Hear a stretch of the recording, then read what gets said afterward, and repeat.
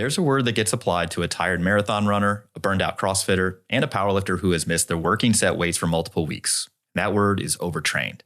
The assumption embedded in that word is that these three people share the same underlying condition, though this is almost certainly wrong. In 2022, researchers conducted the most rigorous systematic review ever performed on overtraining syndrome. They were looking specifically for studies that could objectively document a human being transitioning from a healthy training state to an overtrained state under controlled experimental conditions. 0 studies met those criteria. Now, this isn't an argument that something real isn't happening to these athletes. There's substantial observational, retrospective, and case-based evidence that athletes experience something during periods of prolonged excessive training load. But what that finding does tell us is that overtraining syndrome, as a concept, has been built on observation and retrospect, not the kind of controlled experimental evidence we need to confidently explain what it is, how to identify it, or even what to do about it. And as we'll argue today, the problem may not just be that we lack good studies. It may be that the concept itself is pointing in the wrong direction. Today, we're going to pull apart what the evidence actually shows, where it ends, and what that means practically for how you train and how you recover. I'm Dr. Jordan Feigenbaum, and this is the Barbell Medicine Podcast.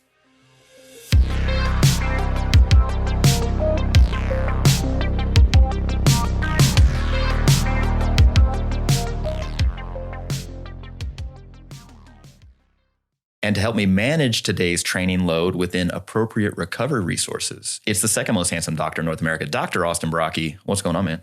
Hey, doing all right. Just finished some training this morning myself. Despite my best efforts, I still have not yet found a way to do too much, but here we are.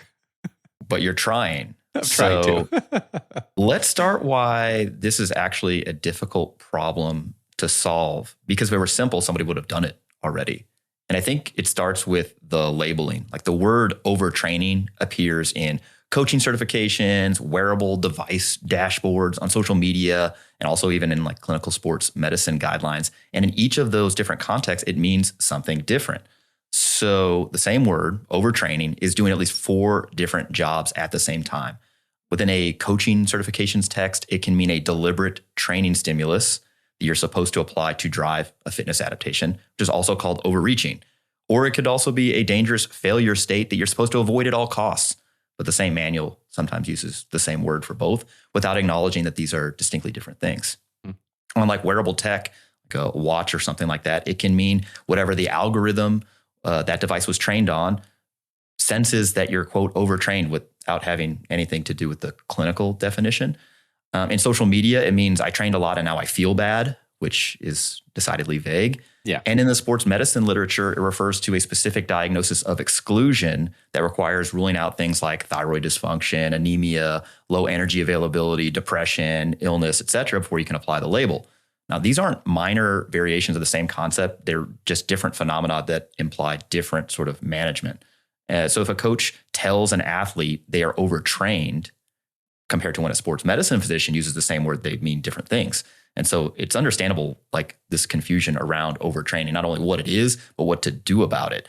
At least 4 different definitions. And I think this is not a unique problem to sports medicine or exercise science. This happens all the time. Austin, have you seen this in medicine where like the same word is used across maybe different, to mean different things in medicine?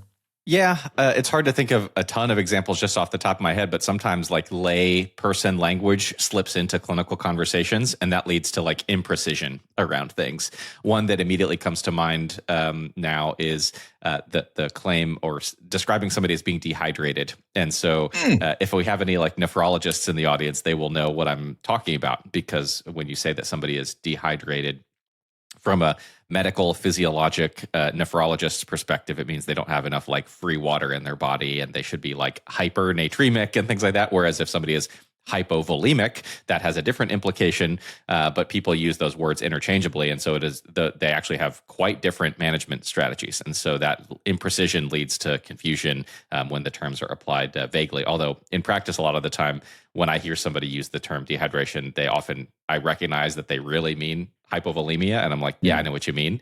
But sometimes when I'm feeling a little spicy, I'll pick on them for it. But yeah, it happens in a lot of contexts.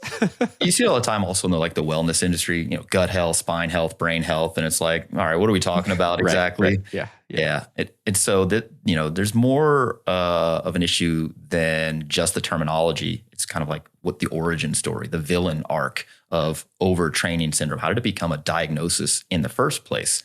It's kind of just retrospective in nature. The exercise science field, sports medicine field observed a pattern. Some individuals, after periods of high training loads, experienced prolonged performance decrements. They also had mood disturbances and hormonal changes sometimes that did not resolve with a reduction in training load. And so they called that overtraining syndrome. And this is the step that matters, they started treating the name as though it identified a specific disease or pathology with a specific mechanism. And then their diagnostic criteria were built around the label. Decades of research followed that, studied the label rather than kind of the underlying biology. We should state that, naming something, a pattern, is not the same as identifying a disease. Naming a syndrome is not the same as identifying a disease. The athletes or individuals are experiencing something real for sure, but whether those symptoms share a single underlying cause or whether overtraining syndrome is several different problems producing similar presentations, it's never really been established. In the opener, I stated, we've been trying to identify, like, how do you cause overtraining syndrome, right? And like, how do you take somebody from a, healthy, right, normally training, with the given training load and then generate overtraining syndrome? It's never been done. So the concept of overtraining syndrome may be pointing in the wrong direction, which has consequences for how we ultimately kind of diagnose people and manage people who supposedly have overtraining syndrome. Part of the challenge is how, what we'll get to, I'm sure, generally like quote unquote non-specific the symptoms are here. And so when you collect a bunch of non-specific symptoms and you put them into a syndrome, then you can probably end up with a whole bunch of different ways that you could get there. So it's not fundamentally going to be like one thing. Additionally, is it reasonable to think that, if you had different athletes in different sports training in different ways, that that each of them could have the same overtraining syndrome? No, it's all going to be different based on the sport, the training, and the person. But again, the non-specificity of symptoms leaves the door open for a lot of other possible causes and contributors. And so if all you know is overtraining syndrome, then you're going to miss a lot of other potential causes, contributors, risk factors, things that might be treatable and easily resolved in other ways, to a point where maybe the person can ultimately tolerate that level of training. And the training itself wasn't the underlying problem at all. Yeah. But there's a problem with labeling, somebody with overtraining syndrome, especially if it's used maybe too aggressively, rather than with restraint. People will say your CNS is fried, your adrenals are cooked or fatigued, your nervous system, needs to recover. Not only are these phrases not supported by science, but ultimately they can produce a negative effect on the individual hearing them. They go from, I have a set of solvable input problems that the training load maybe to I have a broken system that needs protecting, which can produce a fear of training load, might cause somebody to prematurely deload or reduce how much exercise they're doing, and otherwise attribute, normal training-induced fatigue to a syndrome that almost certainly doesn't apply. And actually, there's been a recent systematic review that found that nocebo effects in sport and exercise had approximately twice the magnitude of effect as placebo effects when it came to performance. Now, this is based on 20 studies of varying quality, but the mechanism is not really hard to explain. Language about fatigue states and negative sort of outcomes, they have physiological consequences. The word overtrained, if it's applied imprecisely, is not neutral. It's not just a throwaway word. So Austin, can you walk us through the nocebo mechanism here, how you think about it? Because the claim that a coaching phrase produces a physiological consequence gets dismissed as purely psychological, and it isn't. What's actually going on here? Yeah, and I would say that in the same way that when we talk about the quote unquote placebo effect, it's actually not just referring to a single thing. There are numerous different placebo effects that have been kind of characterized mechanistically. If somebody really wants to nerd out on this, there's a book by a well-known Italian guy in the space, Benedetti. I think his first name is Fabrizio Benedetti's book titled Placebo Effects, where he goes into great detail characterizing and summarizing the research that has characterized the different mechanisms of placebo-type effects. There are some that proceed by way of like endogenous opioid related pathways, for example, for placebo mediated pain relief, others through other signaling mechanisms, including some of the interesting stuff, for example, around like dopamine signaling. And there's the placebo effect even in like treating Parkinsonism and things like that, which is all super interesting. And so I would be unsurprised to learn that nocebo different effects proceed by way of various different mechanisms, whether it relates to increasing pain intensity, increasing the experience of, anxiety, fear, all sorts of other things that can ultimately play into this. But I think the problem here is when people try to silo out psychology as some sort of separate process that is not intimately linked with biology. Ultimately, if we wanted to be ultra reductionist, everything is biology one way or another. And then there's going to be the chemists who argue everything's chemistry, and then the physicists who argue everything's physics, and then the mathematicians who argue everything is math. I think there's an old comic strip that that I remember that made that argument. But there is biology underlying all of these things. Psychology is like an emergent property of the underlying biological processes. And so I would not say that it is fair to dismiss nocebo as purely psychological in the same way I would say it's unfair to dismiss placebo as purely psychological. There are interactions between the psychological aspects and underlying neurology, biology, immunology, all sorts of other things. There's a whole field dedicated to this branch of study.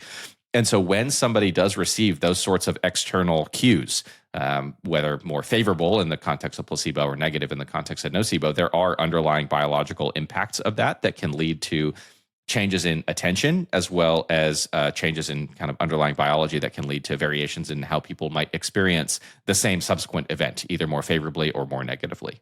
Yeah, imagine if you walk into a gym, you're a CrossFitter, right? And the class in front of you is just getting done. And, there's all 25 people who took the previous class are on the ground, panting, writhing, or whatever. Maybe there's pissing blood. Yeah, exactly, right. Your expectation, your alert system is going to be elevated, most likely. And so you're going to subsequently experience that workout differently. And so it's all connected. You can't reduce it. And I think your expectations, your mood state, how you've been primed in a way to experience what's coming next or what the intervention is. Yeah, it all kind of makes sense. And the idea that humans experience a negative sort of effect more prominently than a positive one. I mean, I think there's been some well-established psychiatric research where we tend to identify things that are negative more easily, and perhaps that's a evolutionary response on some level to like protect us. But anyway, it wasn't surprising for me to learn this. It was surprising for me to see that this was still well studied in sport, because often there's a gap there. So that was kind of interesting to me. Mm-hmm. Yeah. All right. And the last thing I want to talk about before we get into the labeling or the taxonomy of this overtraining syndrome is that this is, most importantly, a diagnosis of exclusion. Because when we label somebody, or when somebody is labeled with overtraining syndrome, that means that effectively no other condition or underlying cause has been identified.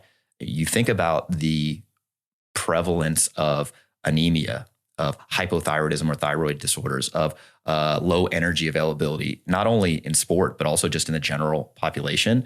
And their presentations are very similar to overtraining syndrome, but they're far more likely to be to have happened than an overtraining syndrome. And so if you just label somebody, you have overtraining syndrome, we got to reduce your training load, and fail to account for any of these other possibilities, that delays diagnosis, which could be a problem here. And again, I just think about, what is the prevalence of anemia just in the general population? And it's like, okay, when you hear hoofbeats, think horses, not zebras. Mm-hmm. To me, overtraining syndrome is like a definitive zebra here, even in people who train a lot compared to just these run of the mill. And I'm not dismiss somebody's experience, but these more common sort of medical conditions. Does that ring true to you, or does that seem right?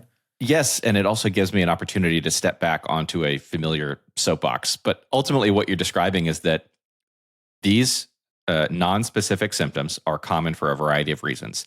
Just because somebody trains, and even if they train what seems to be a fair amount, does not automatically mean that their collection of non-specific symptoms that we call a syndrome is being driven by the training. Now, the training itself might be poorly matched to the person for a variety of reasons. And so if that is the basis on which you are concluding that they are overtraining, That's a little bit of an odd way to frame it, but I kind of see how you get there. It's just that more so that this is not a good fit for them at this moment in time because of the other variable that has yet to be identified. And a common example is going to be what you mentioned with iron deficiency.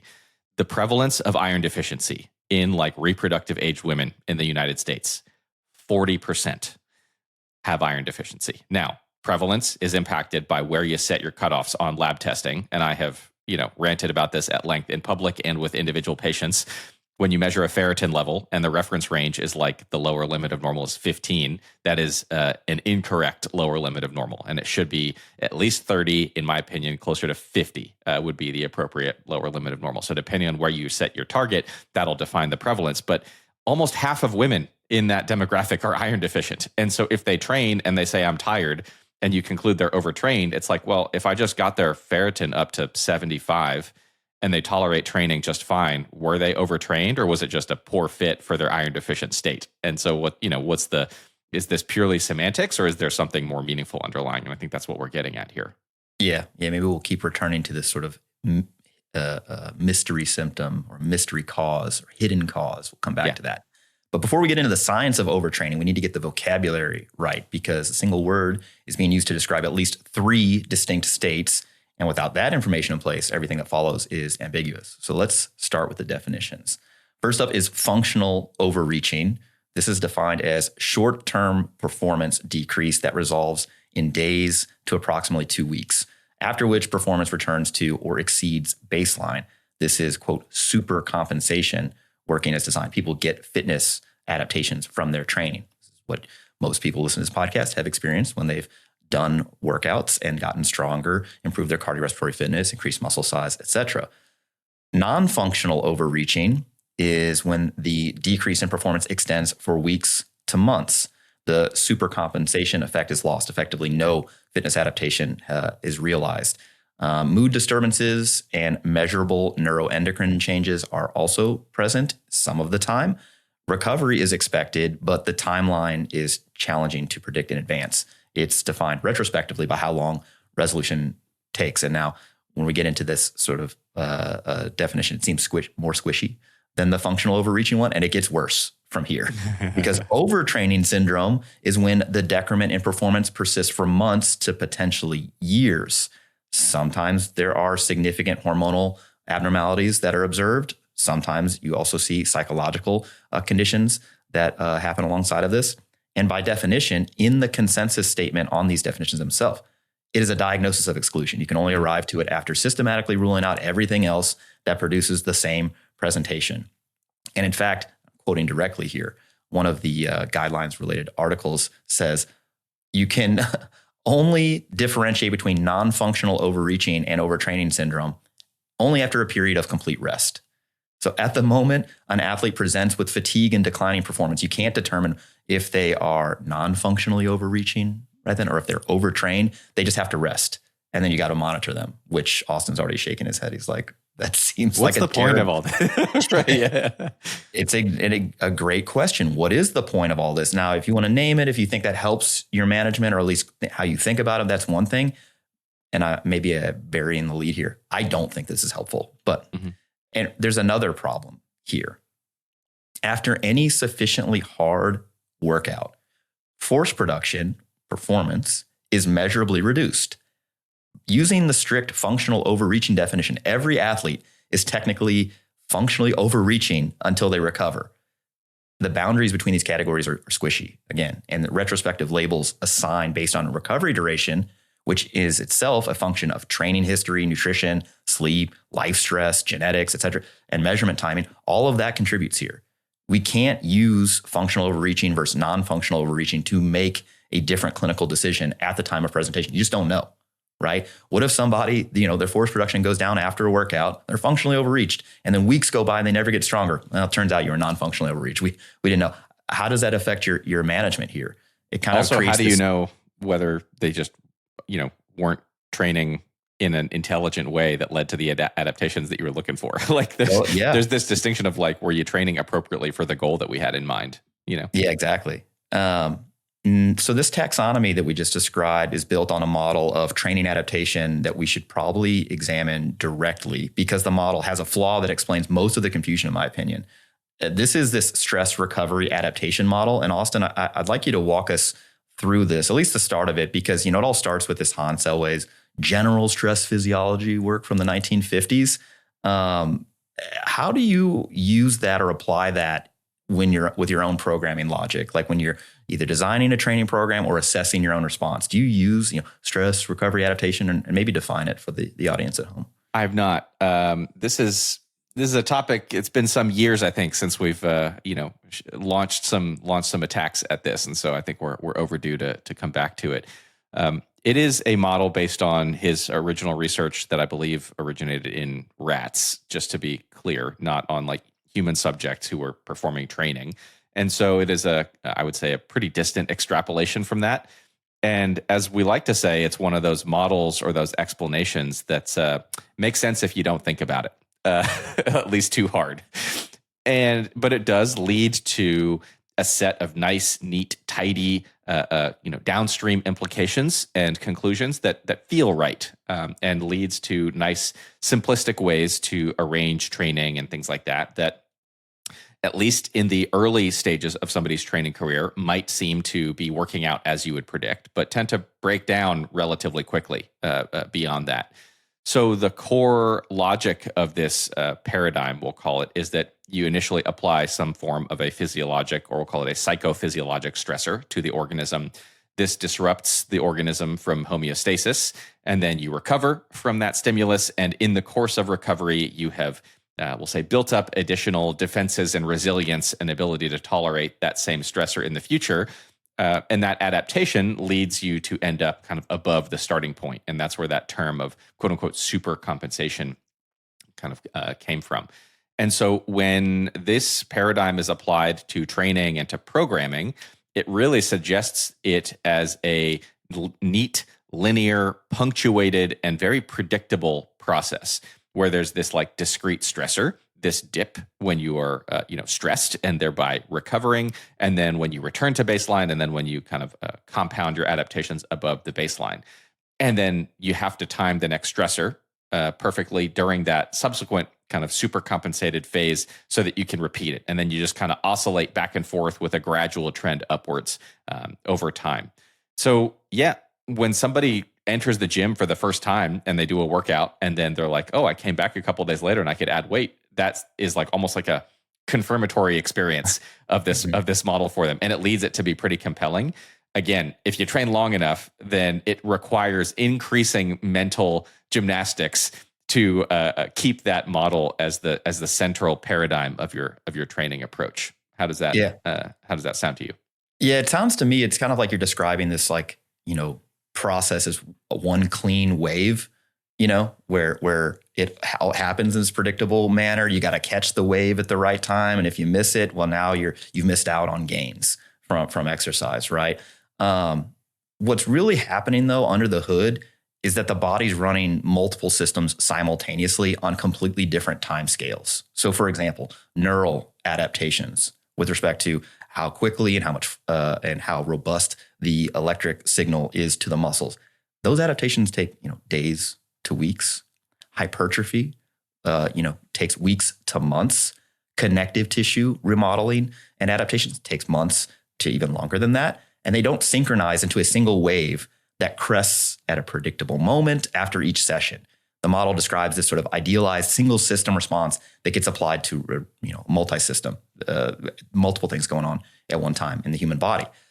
The second problem here is this window of opportunity. At the peak of the wave, that's when you want to go back to the gym again and add weight.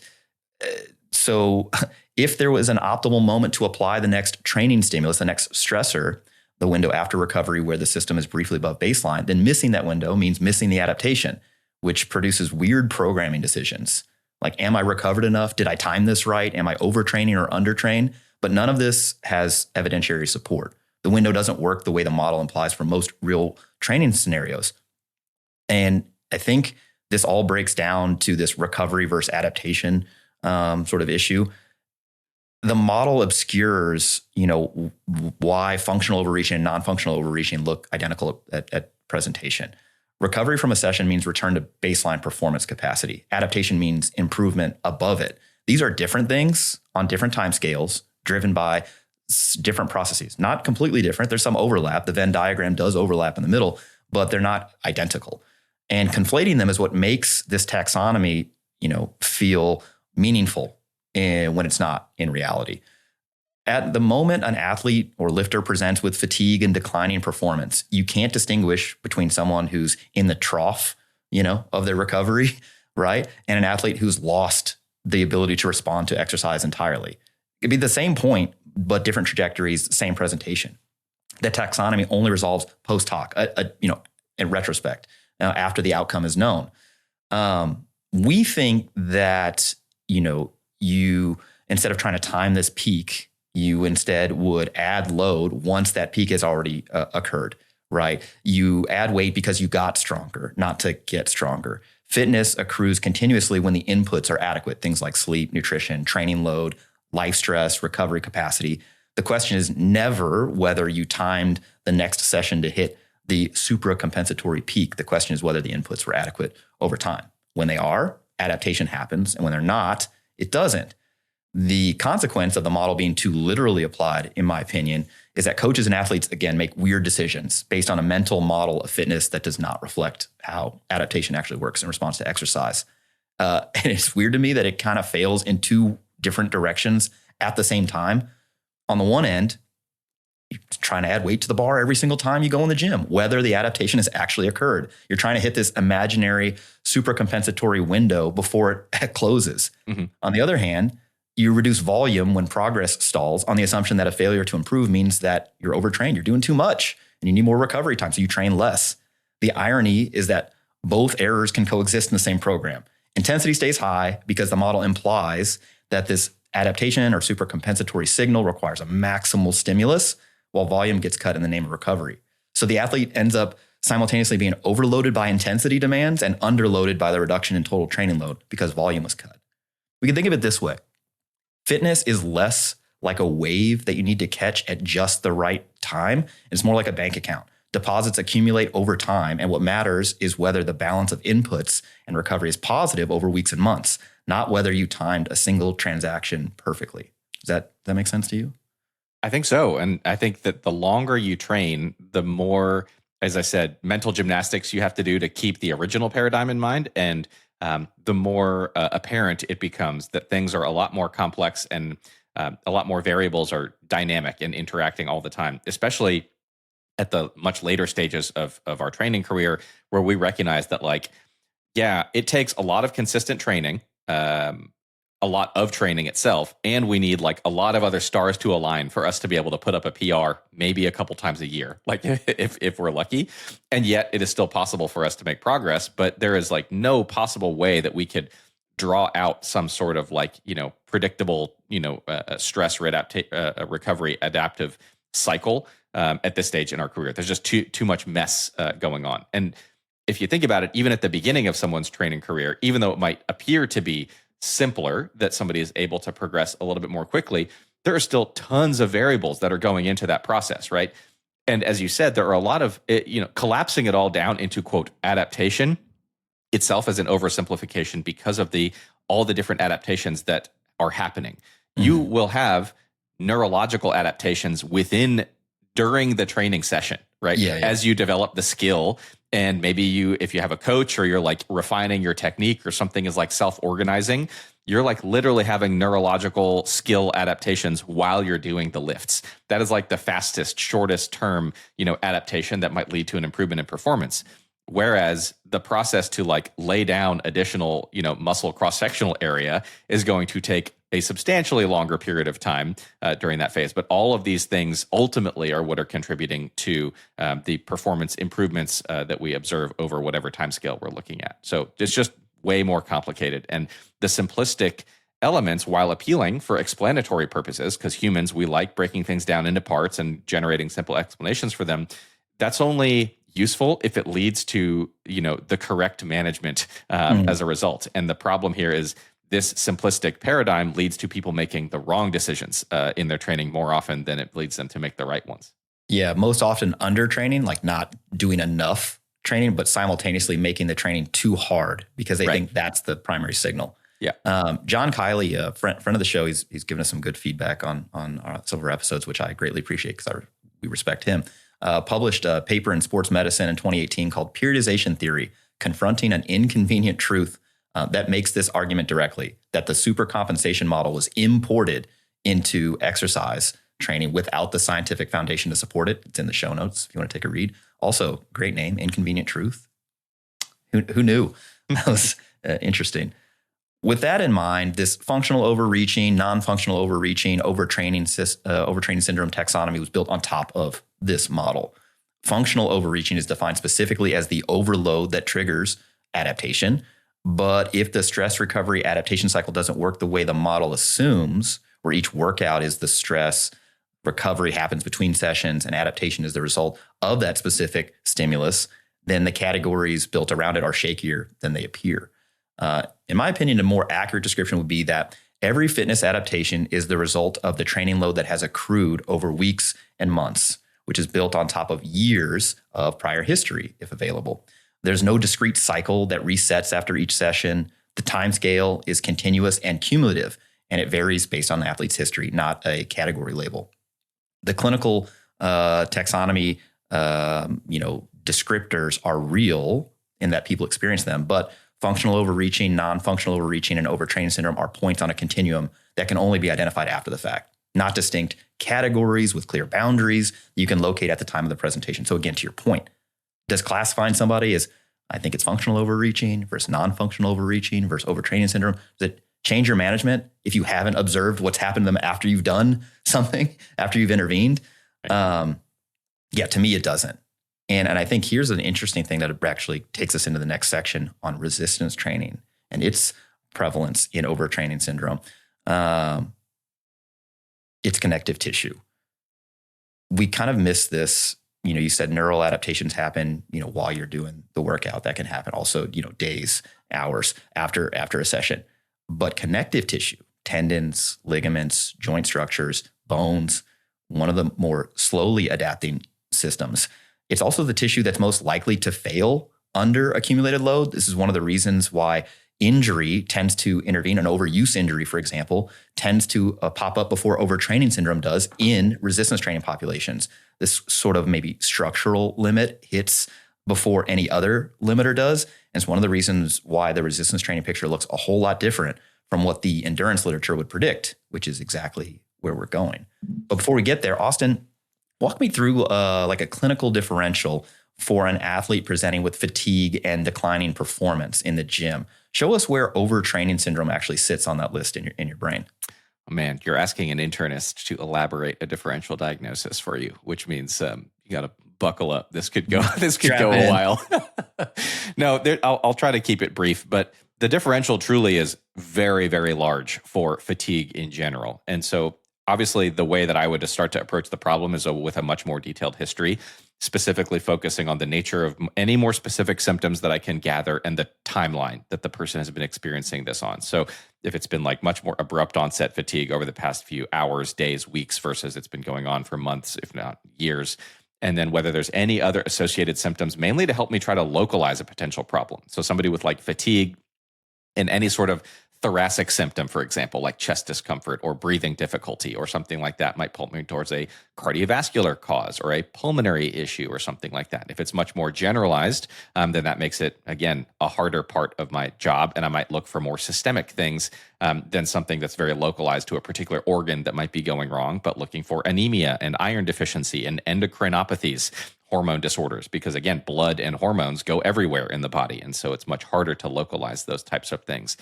Other metabolic issues, like what if the person has new onset type 2 diabetes or type 1 diabetes that hasn't manifested in more obvious ways. Things like fatigue up front, I'm also looking for evidence of sleep apnea or just poor sleep hygiene habits, things like that in general, as like probably one of the most common things. But I started out with like the quote unquote no miss types of issues. Again, those like more dangerous cardiopulmonary causes that can lead an athlete to like die. But that's much less common in this situation. It's just the way that our brains are trained to think.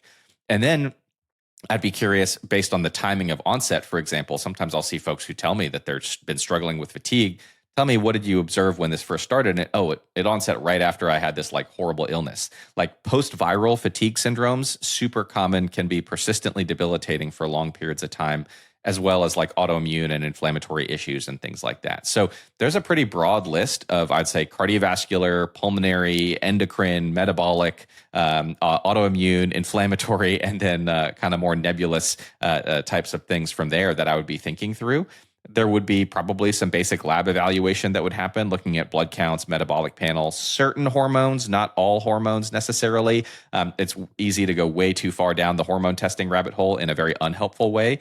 And it can also be a problem because sometimes the same sorts of hormone things that you might think are causing the syndrome can also be the result of it as well. So determining that causality can be challenging. Checking iron panels is something that I do very aggressively, if you couldn't tell based on my soapbox earlier, and things like that. So the differential obviously is massive. And I think that most people, especially coaches who casually throw around the term overtraining, are insufficiently qualified to really try to tease apart and differentiate some of these things, and certainly to evaluate for them directly. Yeah, no, that's well stated. So with that hierarchy in mind, most of this audience is primarily training with weights, and the differential for a strength athlete looks different from what this list might imply for an endurance athlete. The evidence on resistance training and overtraining syndrome specifically is worth going through directly because it changes the picture, at least in my mind. And I'll be the first to say this. I don't think that overtraining syndrome in resistance training has ever been adequately characterized. And not that that people haven't tried to do it. Let me go through what the resistance training evidence base on overtraining actually looks like, because it changes the picture significantly compared to what the endurance literature would otherwise imply. First, the background. In 2020, there was a systematic review that pulled together every study that could be found on overtraining syndrome in resistance exercise. 22 studies total, 10 of them, nearly half, reported zero performance decline under the overload conditions that the researchers deliberately imposed. Of the studies that did show a decrement, only 8 had follow-up data long enough to say anything meaningful about recovery. The conclusion: no marker has been reliably established as an indicator of overtraining in resistance exercise. Not cortisol, not testosterone, not HRV. The one thing that consistently tracked the condition was a sustained drop in performance, which you would have caught without testing anything at all. So with that background, here's what people have actually tried in order to induce overtraining syndrome. In 2024, Coleman did a supervised 9-week study with extremely high training volumes. The program included Smith machine squats, leg extensions, calf raises, all for 5 sets of 8 to 12, 2 minutes rest, and each of these sets was taken to failure. For the upper body, they did shoulder press, lat pull downs, chest press, biceps curl, and triceps press downs. Again, 5 sets of 8 to 12 reps, taken to failure with 2 minutes of rest. They did each of these sessions twice per week for a total of roughly 90 working sets per week. Yeah, 90 working sets per week. Nobody met overtraining syndrome criteria. In fact, they got fitter. Before that, Dr. Mike Zordos, friend of the show, took 3 competitive strength athletes, 2 powerlifters and 1 weightlifter, who agreed to attempt a 1-rep max squat every single day for 30 consecutive days. Plus, they did additional volume work at submaximal loads. Again, not every few days, but every day for a month. And all 3 improved. One of the powerlifters took their squat from 473 pounds to 500 pounds. Another took their squat from 275 pounds to 303 pounds. The weightlifter went from 484 to 530 pounds. 3 subjects, it is a case series, so you can't generalize this widely, but the directional signal is hard to reconcile with the overtraining narrative. And there's a similar study where 7 people maxed out their bench press every single day for 34 days. Not worked up to a heavy single, but they actually attempted a 1-rep maximum every day, followed by either 5 sets of 3 at 85% of their 1-rep max, or 5 sets of 2 at 90% of their 1-rep max. All 7 improved. The study is small, and we're not recommending daily maxing, although we have tried it before. But here's what's relevant. Daily 1-rep maxes fluctuated throughout. Some days were worse, some days were better.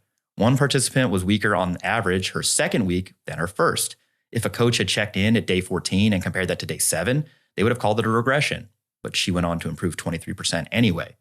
The person who made the biggest gains, 50 pounds on their bench press, tested 20 pounds below their peak on the final day. That's performance variability on top of a strongly upward trend. And the most experienced lifter in the group had the noisiest day-to-day numbers. More training history means more short-term variability, not less. A study in 2017 took 5 trained men and they did daily arm training for 21 consecutive days, but they alternated what type of training was done on each arm. One arm did a 1-rep max each session and that was it. The other arm did higher volume submaximal work. Both arms got stronger by about 2 kilograms above baseline after the 21 days, but there was no overtraining. The volume arm also hypertrophied. It got bigger, whereas the 1 rep max only arm didn't, which is its own finding about what actually drives muscle growth, but that's a separate conversation. Now, the question is, can you actually produce overtraining through resistance training? And the answer is maybe. Fry and colleagues tried to do it in 1994, where they took 11 trained males and had them perform 10 sets of 1 at their 1 rep max on a Smith machine every single day for 14 consecutive days. That's 140 maximal singles total. The overtraining group's 1 rep max dropped by about 12 kilos. And when they tried to stimulate the legs using electrically stimulated force production, well, that declined too. Recovery took 2 to 8 weeks. Then the hormonal data came back, and it didn't look like what the endurance overtraining literature had primed everyone to expect. Typically, they're looking at a decline in testosterone to cortisol ratio, but in this case, exercise-induced cortisol went down and testosterone slightly increased. The testosterone to cortisol ratio, again, this marker that's most commonly cited in coaching context as the overtraining signal, moved in the wrong direction. The classical endurance overtraining syndrome biomarkers don't seem to apply to high-intensity resistance training. Now, in contrast to the Fry data, a similar study also did daily leg training for 2 weeks, but this time at sub-maximal loads. 1 rep max increased 6%. Yeah, increased 6%. Fatigue resistance improved. Compare this directly to the Fry data. Maximal loads produced a transient decrease in 1 rep max, whereas sub-maximal daily training produced an improvement. In resistance training, intensity, not necessarily frequency, appears to be the necessary ingredient for overreaching, or in this case, overtraining. You can train every day and get stronger if the training is dosed correctly. And in fact, we think that training frequency is just an instrument or a tool to distribute the training load. More frequency doesn't necessarily mean more training load unless volume increases. But in this case, it's training intensity that seemed to be the linchpin. The Margonis study from 2007 is the one resistance training study that potentially crossed into overtraining syndrome territory. 12 males went through 12 weeks of progressive loading on 7 exercises. They did the bench press, the squat, snatch, hang clean, deadlift. They did some biceps curls. They did some rowing. And they started originally at 2 days per week, built to 6 days per week by the third phase, with intensity climbing from 70% to 85 to 100% of their 1 rep max. Then they did a taper. Then they did 3 weeks of complete rest. The primary strength marker was the hang clean, which is a problem. It's a highly technical lift, and performance on it reflects skill as much as it does strength. When you look at the numbers, though, the hang clean 1 rep max actually peaked during the high volume phase, and it never dropped below baseline after that. By the time the rest period rolled around, it was still above where it started, but down from the peak during the high volume phase. Given that it was after weeks of rest, that looks more like a skill decay thing rather than overtraining. So the claim that this study produced genuine overtraining syndrome is shakier than it's usually presented. The one performance biomarker that they tracked, it was the wrong one for the population. Performance on it never even collapsed below baseline. Calling it confirmed overtraining syndrome overstates what the actual data shows. So to summarize, no study has cleanly induced overtraining syndrome through lifting weights, at least not by the current definitions. The most likely explanation is that there's something else that tends to intervene first. We think that's probably overuse injury. When training load is too much for somebody to currently tolerate, they're more likely to suffer an overuse injury before they ever get anywhere close to overtraining syndrome. Or because we're just really, really adaptable. And like the more, provided you don't get injured, ratcheting up your training load over time, it seems like people are just going to get better, if you give them a long enough window to adapt. So, Austin, if a strength athlete came to you saying they felt overtrained and that they're training 4 days a week, what is the actual probability in your clinical experience that training volume is the primary driver here? Typically low. I think in my experience, and I suspect in yours as well, I'm going to similarly take a detailed history about what do they mean when they say they feel overtrained, question 1. And then question 2, tell me about your training. And it might be a moderate to even a high volume training program, but much more often, the question in my mind is, the idea here is if training volume is the primary driver, then it means that this person is like essentially incapable of tolerating that level of training volume. And most often we find that that is not the case. They may or may not truly need that level of training volume to make the kind of progress they're looking for. But much more often, it's a more complex byproduct of multiple variables coming together. The intensity might be too high for the amount of training volume that they're doing. They may also have some iron deficiency that's been undiagnosed, or their nutrition might not be, where it needs to be. Their sleep is often not in a great situation. So there are very often numerous variables at play that need to be modified. And so, if on the back end, because this is, again, something that you can only determine kind of more retrospectively, but let's say, is there a scenario on the back end where the person, we have a training setup for them where they're actually doing at least as much training volume, if not more, but the other variables have been modified such that they're able to tolerate it? That very often is the case. And then by definition, the training volume was not the primary driver up front. It was the collection of all of these variables, ultimately a mismatch between the training and the person, much more so than they were just like, oh, you're just doing too much. And this is like a hard limit that you're not going to be capable of ever tolerating. Yeah. Yeah. What I typically see in this type of scenario, it's not the volume per se, literally just the number of sets and reps. It's either, as you alluded to, a sort of life load, right? If training load is not only how much training you're doing, but the nature of the training, life load is everything else that's going on outside of the gym. So what's your nutrition look like? What's your sleep look like? What's your life stress, occupational, relationship stress, et cetera, psychological state, medical, health, sort of stuff. How does that, effectively that is your life load. And if that starts to creep up, you have less sort of resources to deal with training load. So that can sort of lead to this sort of transient shift towards, well, no longer can I tolerate my previous training. Not overtraining syndrome, though. Yeah. Not overtraining syndrome, because overtraining syndrome requires people to stop training, to rest, and there's no resolution of their symptoms, right? And also, oh, by the way, they can't get fitter from the exercise that they were doing. The other thing that I see is that volume actually stays the same, sets, reps, et cetera, but the intensity goes up to a level that they can no longer tolerate. Generally, this would be an RPE, rate of perceived exertion. They get closer to failure, for example, which basically indicates they are trying to add training load via intensity before the adaptation has actually occurred, making them stronger. And we come back to this all the time.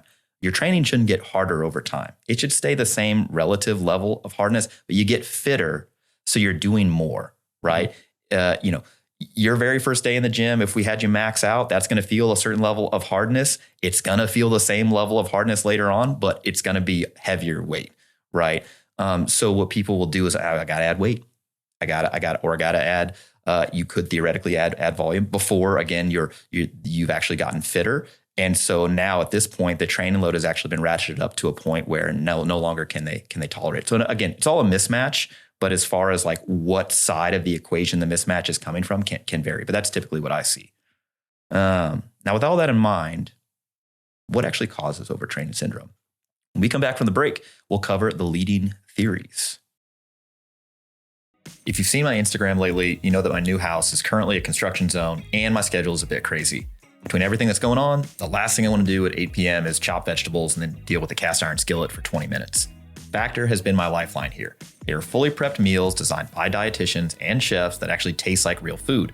I've been leaning hard into the Muscle Pro collection because the macros are pretty spot on for my training, but they also have over 100 rotating options, including the Mediterranean diet, a higher protein option, and even something for those that are on GLP-1s. Now, the quality is actually there. We're talking about lean proteins, colorful vegetables, and healthy fats with no added sugars or anything that you don't want. It's always fresh, never frozen, and they're ready in about 2 minutes. I use this myself almost daily because it's the only way that I'm hitting my targets right now without living in the kitchen.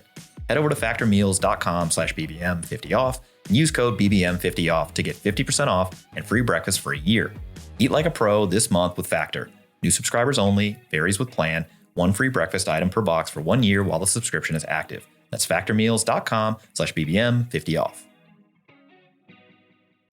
This podcast is sponsored by Quince.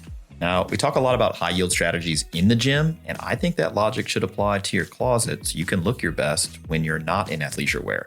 Personally, I've been focused on efficiency, finding pieces that look good, mix well, and actually hold up over time. And that's where Quince shines. They offer everyday essentials like short sleeve cashmere polos and Pima cotton tees that stay soft and do not pill. They also have European jersey linen that is breathable and lightweight for when the weather starts to shift. Now, the reason that the price is so much lower than what you see at high-end malls is that Quince works directly with top factories and cuts out the middlemen. You're essentially getting luxury materials without the brand markup. These pieces are rated between 4.5 and 5 stars by thousands of people, and they only partner with factories that meet rigorous standards for craftsmanship and ethical production. I've been wearing a few of their overshirts and their Pima t-shirts lately. They look great and feel expensive, but they definitely didn't cost a fortune. No need to overcomplicate your wardrobe. You just need a few pieces that actually work. Right now, go to quince.com/BBM for free shipping and 365 days of returns. That's a full year to build your wardrobe and love it. And you will. Now available in Canada too. Don't keep settling for clothes that don't last. Head to QUINCE.com/BBM for free shipping and 365 days of returns. That's quince.com/BBM. All right, we're back here on the Barbell Medicine Podcast. We're talking about overtraining syndrome, specifically now what causes overtraining syndrome.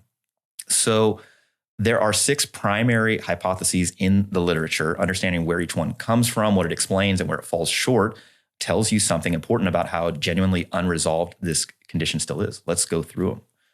First is the sort of anchor here, that we have one HPA response, hypothalamic pituitary adrenal response. This is basically how you respond to stress.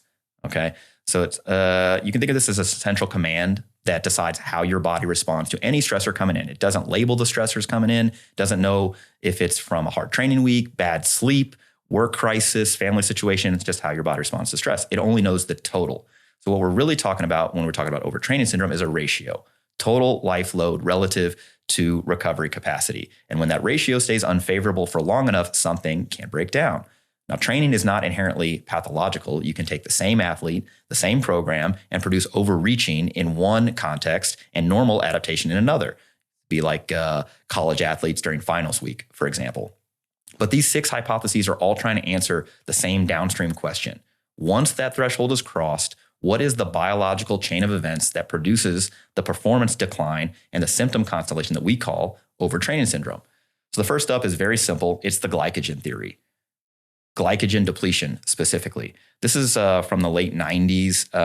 This was proposed that insufficient carbohydrate availability depletes the muscle and liver glycogen stores, and the resulting substrate deficit explains the fatigue and the performance decrement. I guess it made sense when it was proposed. If you can't fuel the engine fails. The problem is that overtraining syndrome symptoms persist even with adequate carbohydrate intake by definition. And athletes meeting the overtraining syndrome criteria can't refuel their way out of it. You can't overeat and just get back into the game. So this model explains bonking maybe during endurance events, but it doesn't explain the syndrome. The next up is this serotonin branch chain amino acid theory. It's a little more sophisticated, central fatigue via serotonin. The logic goes like this. Intense exercise oxidizes branch chain amino acids, which competes with tryptophan for transport across the blood-brain barrier. So you've depleted some of the branch chain amino acids, and more tryptophan gets through. More tryptophan means more brain serotonin, and more brain serotonin means central fatigue, sleepy amino acid. It's elegant. It sounds truthy, if you will. Mm-hmm. The problem is that branch chain amino acid supplementation doesn't prevent overtraining syndrome. Also, the serotonin levels vary wildly in athletes. So if the mechanism were correct, you would see sort of reliable changes with not only branch chain amino acid supplementation, but also like tryptophan levels, serotonin levels, et cetera, and we just don't. Third hypothesis is the autonomic bias. This is one of the oldest frameworks in literature. It's actually a 2-type model, that there's sympathetic overtraining and parasympathetic overtraining. Now, your autonomic nervous system, again, is comprised of 2 major arms, parasympathetic and sympathetic, sympathetic being fight or flight, parasympathetic being rest and digest. So with the sympathetic type overtraining, you'd see an elevated resting heart rate, irritability, sleep disruption, reduced appetite. And if it's parasympathetic overtraining, you see a low resting heart rate, deep fatigue, mood depression, motivational decreases. The 2-type model still gets cited to date, but the limitation here is that autonomic changes appear to be downstream effects, basically whatever the primary disruptor is, not necessarily the cause of it. And also, again, people are varying wildly when it comes to overtraining syndrome and those who have been diagnosed with it. The next theory has to do with cytokines. Heavy training produces muscular damage. Muscle damage triggers an inflammatory cascade of interleukin-6, interleukin-1 beta, TNF alpha, and sustained cytokine elevation produces what immunologists can call sickness behavior. So fatigue, mood disruption, anhedonia. People don't take any pleasure in activities, reduce motivation to train. This, again, is intuitively appealing for athletes who look, quote unquote, depleted and feel sick. The problem with this chronic cytokine picture in overtraining syndrome is that it doesn't replicate cleanly across studies. And acute exercise-induced cytokine elevation resolves normally with adequate recovery, usually in like hours to days. So you'd expect a distinct signature that persists in true overtraining syndrome. Again, if things don't resolve in with a complete rest in weeks to months, which you don't really see that here. Which brings us to the hypothesis with the strongest current evidence. HPA axis dysregulation. So the hypothalamic pituitary adrenal axis dysregulation, your stress response is pickled. Again, this is the central coordinator of your stress response, but under conditions of chronic, unrelenting training load, the system shows a pattern of dysregulation, not at the level of the adrenal glands, which sit on top of your kidneys, but upstream. The pituitary gland specifically has reduced ACTH output. That's a specific hormone that basically causes the adrenal glands to spit out some cortisol down the road. Now, this is an important distinction because people talk about adrenal fatigue, which implies adrenal insufficiency, where the glands themselves are failing to produce cortisol, but that is not what is happening here. The adrenals are intact. They appear to respond normally. The problem would be in the brain. The regulatory signal from the pituitary gland is decreased, which means the adrenals receive less instruction to respond. And so you can have a normal resting cortisol and still have significant HPA dysregulation because the problem is in the responsiveness of the axis, not the baseline output. There's this really famous study, gets cited all the time in the overtraining syndrome literature called the EROS study. They found ACTH blunting in 78.6% of the athletes meeting overtraining syndrome criteria. They used what's called an insulin tolerance test. You familiar with this test, Baraki? I have never done an insulin tolerance test for ACTH axis testing. Yeah, right. It's very specialized endocrinologist level testing. So basically it takes some insulin and it induces hypoglycemia, so low blood sugar, which is a physiological stressor that should drive the full cascade of the hypothalamus, the pituitary gland, and the adrenal gland. The hypothalamus releases this hormone CRH that goes to the pituitary gland, which causes it to release ACTH, and then that travels to the adrenal glands to make it release cortisol. So basically you can see, is the system intact or not? In 11 out of 14 athletes, this test produced a level of cortisol, 17.9, which compared to adrenal insufficiency is 18. So pretty close there. I think the methodology here is actually pretty rigorous, more than critics usually give it credit for. But we're only talking about 14 athletes, and they were all classified with overtraining syndrome sort of by subjective symptoms anyway. And oh, by the way, the test here, how are you going to access it? Like if you've never done one of these tests in the hospital and you have access to it, you're telling athletes to, hey, you should go get an insulin tolerance test and to see if you're overtrained. So the main takeaway from this is that maybe there's something going on at the level of the hypothalamus pituitary gland. It's not really happening at the adrenal gland. So when people say adrenal fatigue, we can kind of write that off. That's not really what's happening. As far as how to, implement this study's findings in your exercise prescription, big shoulder shrug, because no one's doing this test, right? And further, even if you had results from this test, how does it affect your management? If somebody did this test and they're like, look, my level is, 17.7, and you're like, okay, but how do you feel? Yeah. And the other aspect is I still am unconvinced in terms of how much of this is an effect of the syndrome rather than a cause of it, right? Because we know that there are endocrine disruptions from all sorts of things. Our endocrine system is not static. It is dynamic and responds to our environment. And we've talked about, for example, how in the context of obesity, for example, testosterone levels tend to go down. When somebody has that state of low energy availability, a lot of their thyroid hormone, their thyroid function might decline as an adaptive mechanism. Their gonadotropins and their testosterone and things like that might also go down as an adaptive mechanism. And so the idea that in this state, the HPA axis might also turn down a little bit, I find to be a plausible result of the syndrome, at least as much as something, if we're trying to dig into like the cause, it might be that it wasn't able to, I guess the proponents of it as a causal theory are that the system broke down because it wasn't able to tolerate the stressor, but also at the same time, it might be an adaptive mechanism to like, hey, rein the person in. This is, they might not be able to tolerate this. And so things get turned down on the back end, because an implication or another way to test this would be, if I were able to stimulate that axis, would it resolve your syndrome? Because there are ways to do that. I have ways to stimulate your HPA axis. I actually do that test in the hospital all the time. We call it a cosentropin stim test to see what happens. Can I yell at your adrenals enough to spit out enough cortisol to handle whatever physiologic stressor you need to be able to handle? And so doing that type of testing can illustrate that. But would that resolve somebody's overtraining syndrome if they were met the clinical criteria for it? I doubt it. So this whole world is pretty messy, and the direction of causality is not clear to me. Yeah.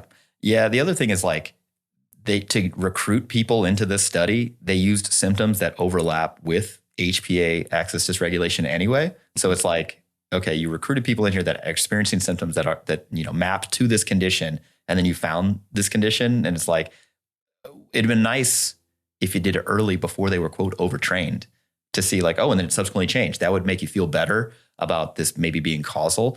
But it could also just be this happened at the same time. And again, you can't do this test. So unclear of how useful it is.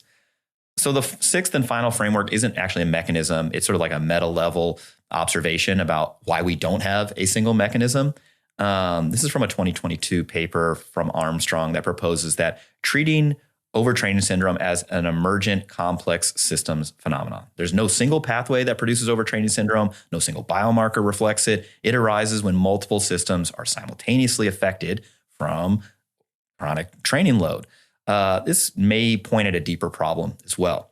If overtraining syndrome is what happens when multiple systems are simultaneously pushed past their adaptive ceiling, and the experimental data keeps failing to produce it through resistance training alone, the question worth sitting with is whether overtraining syndrome is a distinct pathological entity, or whether it's simply what severe prolonged training load recovery mismatch always looks like, and overtraining syndrome is just the label we applied to it. The residual case that true load-induced overtraining syndrome is an adequately nourished, well-rested, psychiatrically healthy athlete without PED exposure has never been cleanly characterized. The defining features of overtraining syndrome versus overreaching, prolonged performance decrement, almost always has an unaddressed or hidden variable underneath it. But we can say with confidence, you can't confirm overtraining syndrome with a single biomarker because there is no confirmed mechanism. You're looking for a pattern, and the pattern can only be assembled after the fact, which is why this remains a diagnosis of exclusion.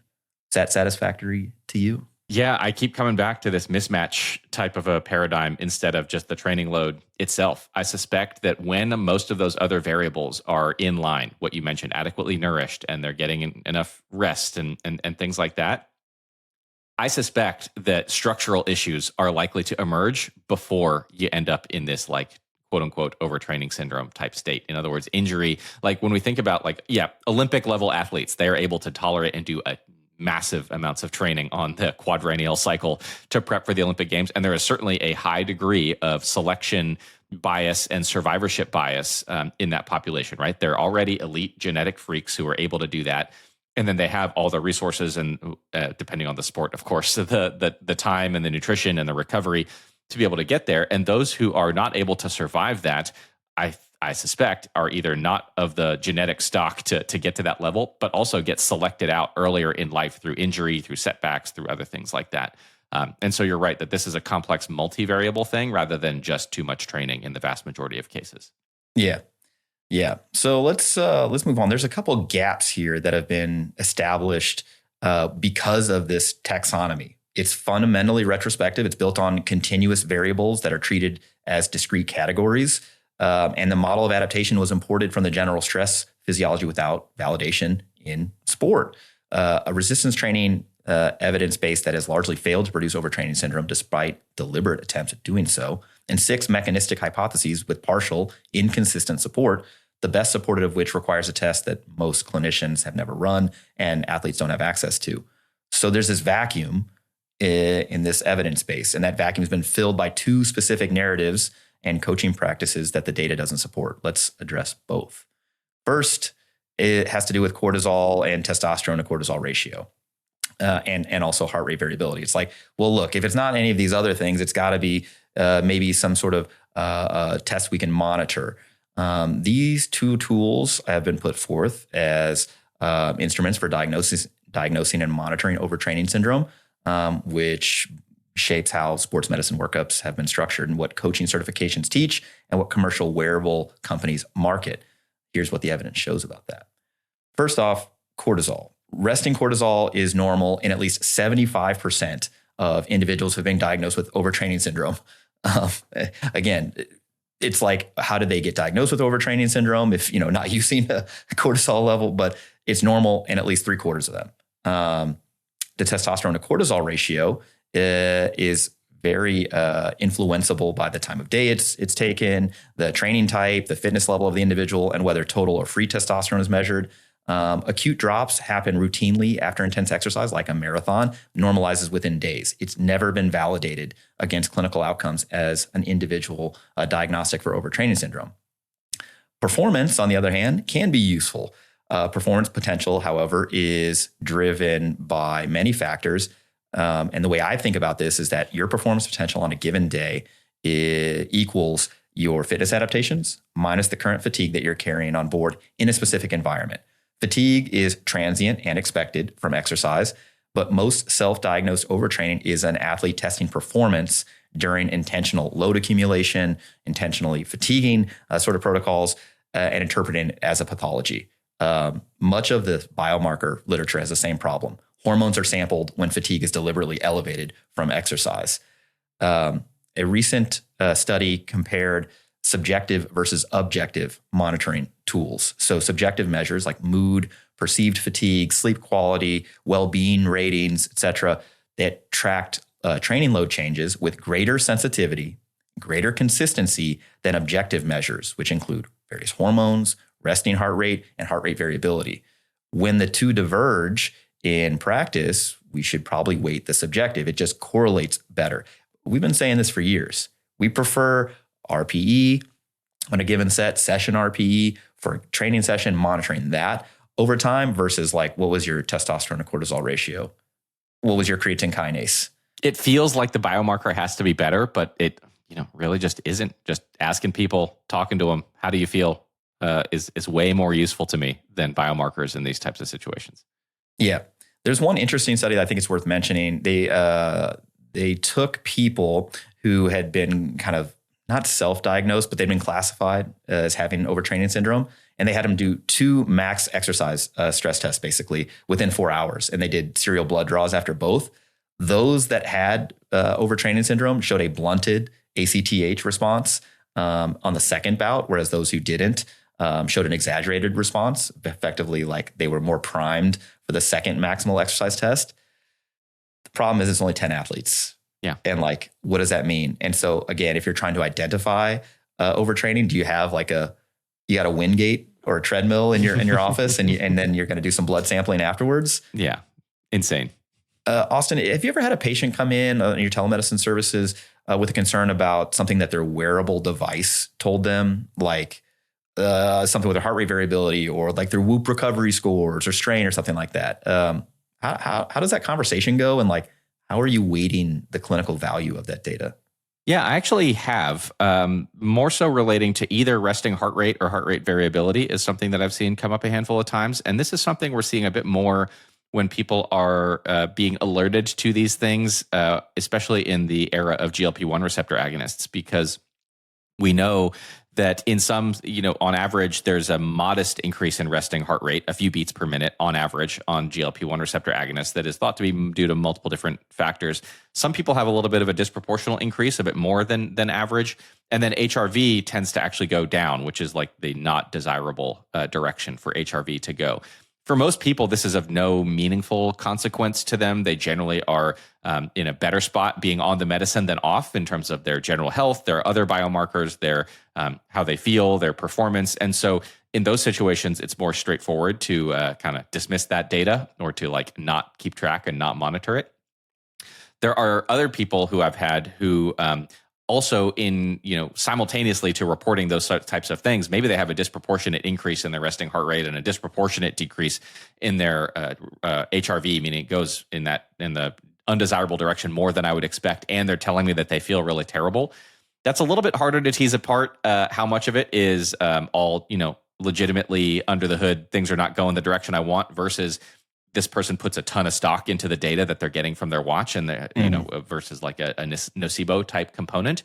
But I'm not going to tell them that what they're feeling is not real. And so then I might do some medical tinkering with their therapy to see if we can get things going in the right direction, either because the biomarkers, they prefer to see them go in that direction, or legitimately they're having a negative consequence from the medicine that's being reflected that way. I would say that's the most common area where I'm seeing it these days. And it's just a case-by-case basis. Yeah, that's well said. Before we go further on the biomarkers, specifically HRV, heart rate variability, there is a specific pattern that gets misread as overtraining in quite often in the exercise science and sports medicine world. It probably needs its own framing. This is called the exercise hypogonadal male condition, EHMC.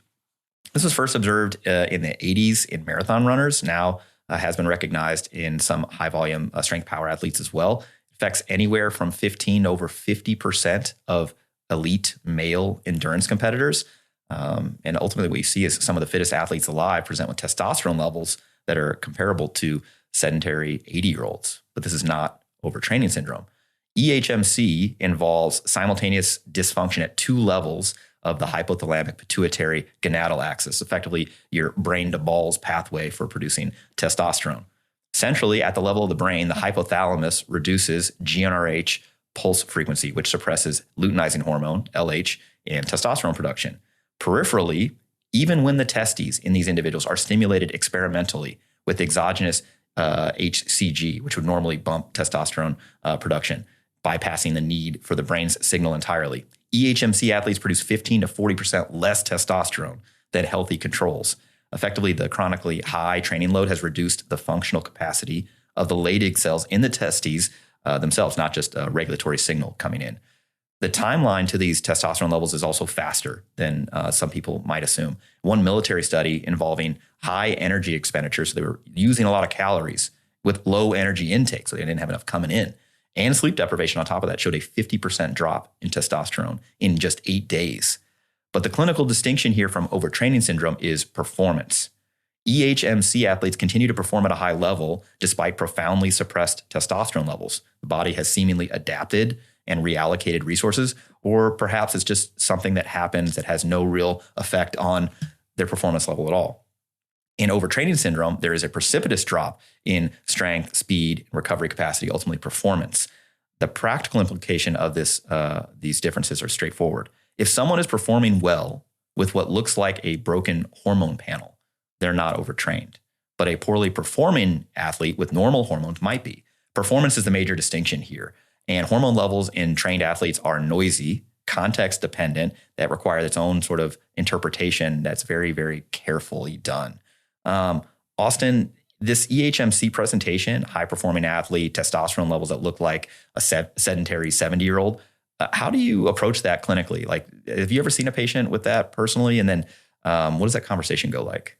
Yeah, not terribly often. Certainly people have approached with these kind of concerns. And it similarly is just a very individualized conversation, starting with like, why was this checked in the first place, of course. Most of the time it's just like because of curiosity, or somebody told me that I should because of optimization or something like that. And if I'm going to fish in my history for, specific signs or symptoms that would be suggestive of, a clinical endocrinopathy of clinically significant testosterone deficiency or something like that before entertaining a potential recommendation for therapy. But if we're coming up empty-handed, then yeah, this ultimately ends up coming back to a couple different questions. And one of them might also be like, if you're checking this over time, did you have a prior baseline, maybe prior to this training, that like looked way better? Maybe you like live at this and this is your normal in general. Maybe it's adaptive to your training for all the reasons that you just laid out.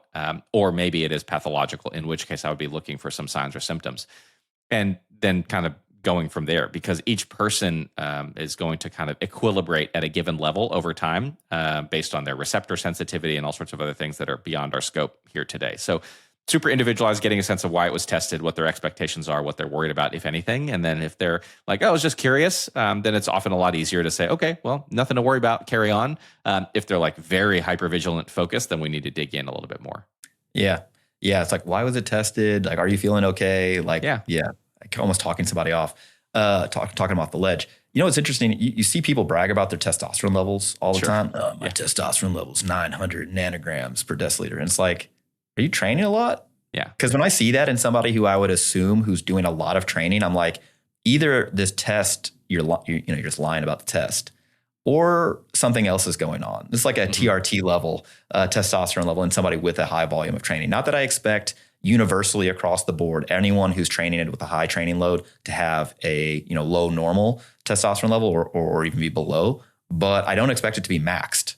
Just generally speaking, from what we know about how testosterone responds to exercise. Generally speaking, exercise doesn't increase testosterone levels chronically. In the short term, like 30 minutes after a workout, sure. But like over time, if you're doing a lot of training load, it's more likely that it's going to go down slightly than increase, unless you've also simultaneously lost body fat and it was previously too high to begin with. So anyway, there's a lot of caveats there. But does that ring true to you? Like when you see somebody brag about a spuriously high testosterone level in someone you would expect to be doing a ton of training, you're like, I don't know. It kind of depends on how high. There's just so much variation here. Like you remember that although it was, because I was invited and gifted a free test that I was doing for investigative purposes. I trained a fair amount. It's not like in ultra endurance level training, but a fair amount across multiple different modalities. And I think the level that came back was around 700-ish or something like that, which is a solidly normal range level.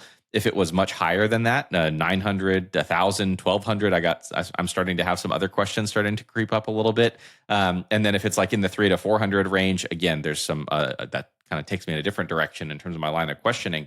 But if somebody is like a very high performing elite level athlete, definitely in like an endurance or ultra endurance realm, I would generally expect their levels to be like mid range to lower, and not very high. Yeah. When somebody's like, it was 1,200, I'm like, that's probably something else going on, usually involving a needle. All right. We're back to this other marker, heart rate variability. It has been put forth similarly to testosterone to cortisol ratio, like, hey, look, we should use this to maybe monitor for overtraining syndrome. But it has the same interpretive problem that these other markers have. Heart rate variability measures the variation in time between heartbeats. It's the sort of indirect window into the autonomic nervous system's state.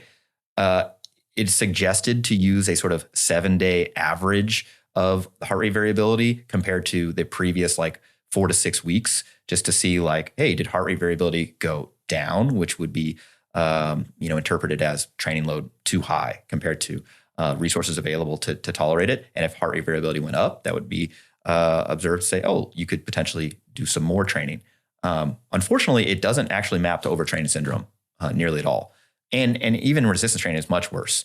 So like strength recovery in Olympic weightlifters in this particular study occurred approximately 30 hours after the workout, meaning they were back to baseline, but heart rate variability didn't normalize till 60 hours. And you're like, if you were using that to make training decisions, you'd miss an opportunity to train. Right. Yeah. So I think if you're going to use heart rate variability, you could certainly analyze the trend over weeks. And the best use case of, in my estimation, is adding an additional session. If your heart rate variability is going up and up and up, and you're like, oh my gosh, I'm just like, I guess things are going well, you could add more training.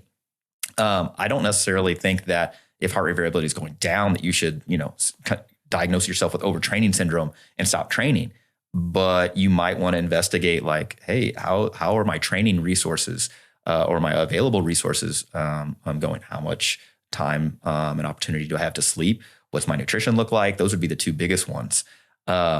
Instead of using heart rate variability, testosterone to cortisol ratio, freaking, insulin tolerance testing, I would look for RPE creep, in particular session RPE. So if you think about the end of a session, you can rate it 1 through 10, 10 being this is the hardest thing I've ever done. I feel terrible. I got wrecked, hit by a bus, whatever dramatic language you want to use. We don't really love dramatic language here, but for the purposes of edutainment, you guys get it. Or you can rate it a 1, barely more than resting. Effectively, I feel fine. I could do the exact same training session again. No big deal. So you rate it 1 to 10. If the training load is staying roughly the same, meaning you're hitting similar weights and or similar proximity to failure. So even if you've added weight, but like it's not, you still keep 2 reps left in the tank, for example, and you're doing about the same volume, the amount of training, but your session RPE is going up. To me, that is a signal that the ratio of your total life load, so everything that's happening not only in the gym, but outside the gym, has gone up relative to your resources available to tolerate it. There's a mismatch that you're sort of uncovering.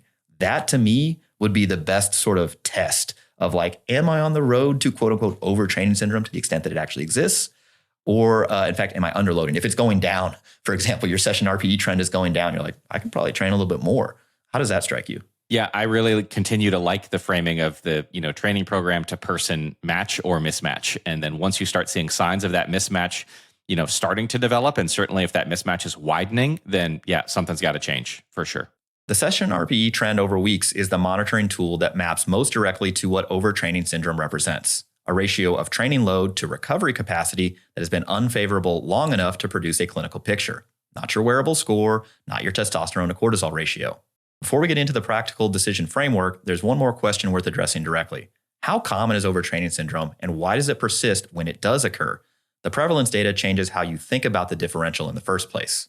Now, we said that there was this vacuum in the evidence that's led to some kind of interesting theories. We talked about the first one. The people try to fit in or shove in testosterone to cortisol ratio, heart rate variability, this, that, and the other. Well, the prevalence data on overtraining syndrome is not very good. The 60% figure is the most commonly cited overtraining syndrome prevalence estimate, but it should be noted that this is a retrospective study, self-reported, without any standardized definition, and it was conducted before the current taxonomy existed. The term used in this particular study was staleness. And that figure almost certainly captures all three categories of the continuum. So functional overreaching, non-functional overreaching, and overtraining syndrome. And it may include presentations that would now be classified as REDS, or relative energy deficiency in sport. Also could include clinical depression or even illness, because again, all they were asking for was staleness. With that in mind, how prevalent is overtraining syndrome? In resistance training populations, attempts to produce overtraining syndrome through resistance exercise have largely failed. I said at the outset, I did not see a good study showing like, yep, definitively this is overtraining syndrome. People don't get stronger on average. And in fact, what I would predict is that an overuse injury would happen before overtraining syndrome actually occurred. There are additional confounders that nobody names directly. For example, aging out of sport, natural performance decline plus motivational drift can meet several of these overtraining syndrome diagnostic criteria. It's never cleanly separated in the prevalence literature. PED use and cessation. So think about an athlete coming off the use of exogenous testosterone or erythropoietin, EPO, would show the exact same hormonal profile attributed to overtraining syndrome, a blunted HPA axis, mood disturbance, performance collapse, prolonged recovery. The overtraining syndrome largely ignores this variable, which is remarkable given how often that elite athletes actually use performance-enhancing drugs. Psychiatric conditions is another potential confounder. The overlap between overtraining syndrome and like major depressive disorder is remarkable.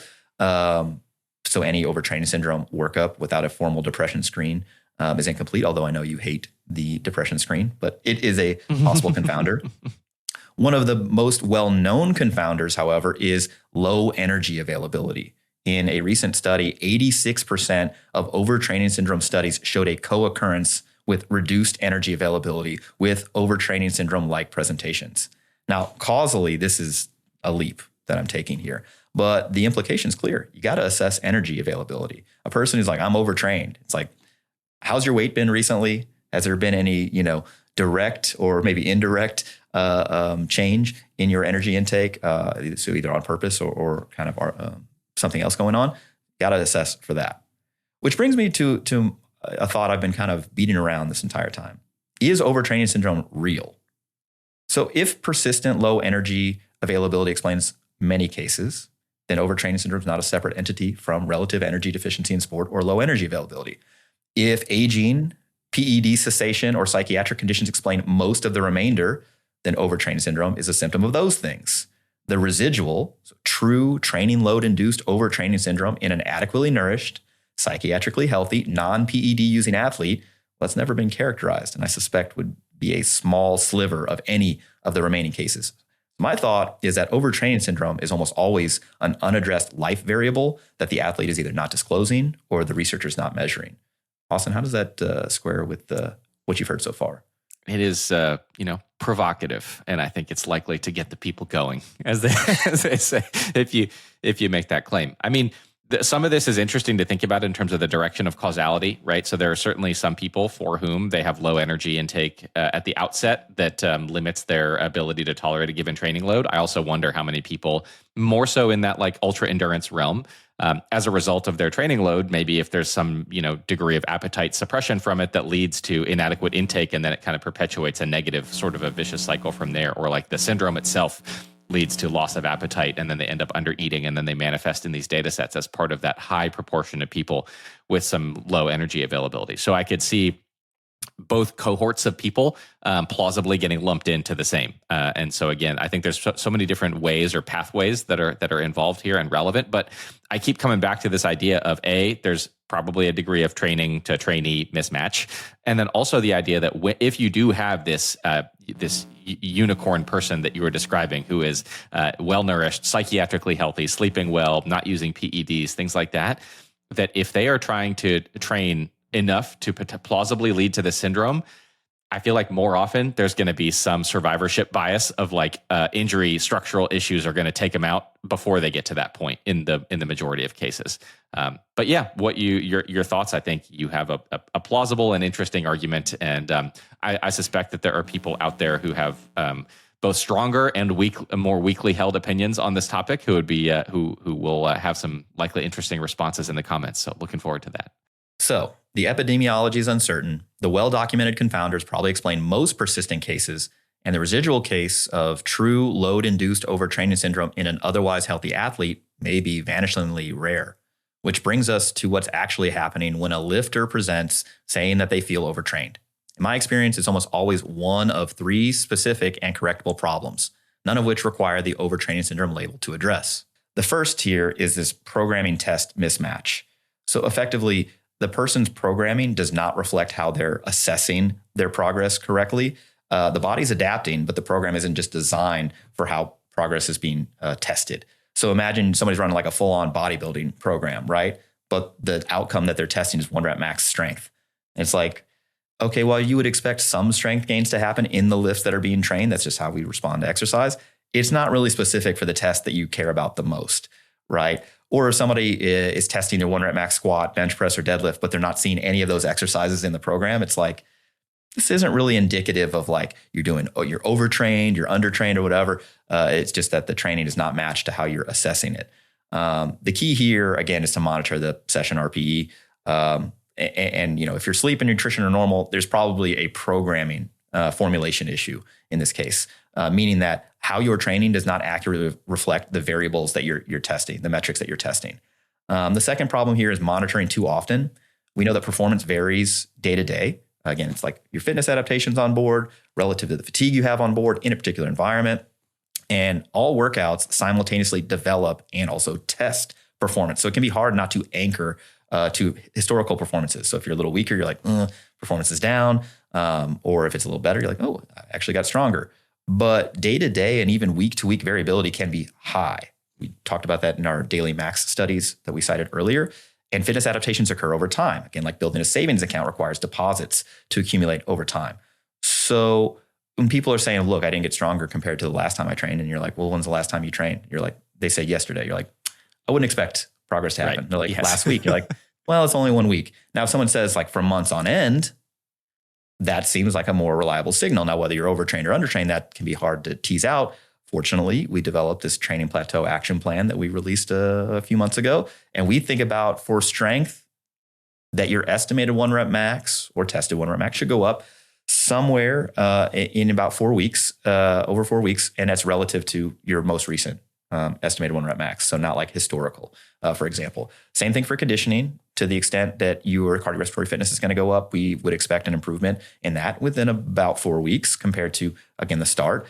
And then for hypertrophy, 6 to 8 weeks is a reasonable time frame to seemingly observe an increase in muscle cross-sectional area, assuming that the environment is supportive of these things. Again, adequate amount of sleep, adequate nutrition, and that you're actually doing the training.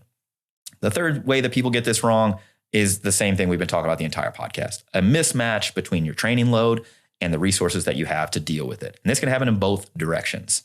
A person who's not progressing because they're genuinely overreached would probably warrant a load reduction, meaning like their total life load has gone up. They probably need to reduce their training load. An athlete who is not progressing because they've been systematically underloading and interpreting normal fatigue as a warning signal probably needs to increase their training load. similar presentations, not progressing, but opposite interventions. So it's the interpretation that matters here. Getting this wrong towards underloading is just as costly as getting it wrong towards overloading. It's probably more common, I think, in the population that reads and listens to overtraining content. I just don't see people kind of getting to a truly overtrained state that often. Does that kind of square with your assessment? You've been in this space for a while. Yeah, I really have little to add, I think, to the way that you've fleshed this out and the way that we think about it. A lot of this involves conversations with people to try to get a feel with how they've been approaching not just their training program broadly, but what it's like for them to approach each individual training session, what it feels like, and we can often draw some conclusions and nudge them in a more favorable direction kind of over time. But yeah, I think I keep coming back to mismatch, which really, there's even some utility in looking at this similar to how we talk to people about injury. If you think about this type of a syndrome as a quote unquote injury, we would approach it similarly. We often will broaden the variation that they're exposed to, pull back, their RPEs, how close to failure they're getting, and then tinker with other variables like volume and frequency, really based on their like preferences and their current tolerance. But those aren't like the primary levers that we're often messing with, even in like a rehab context. So there's some interesting similarities there when we look at it as a mismatch between their tolerance and what's being asked of them. Yeah.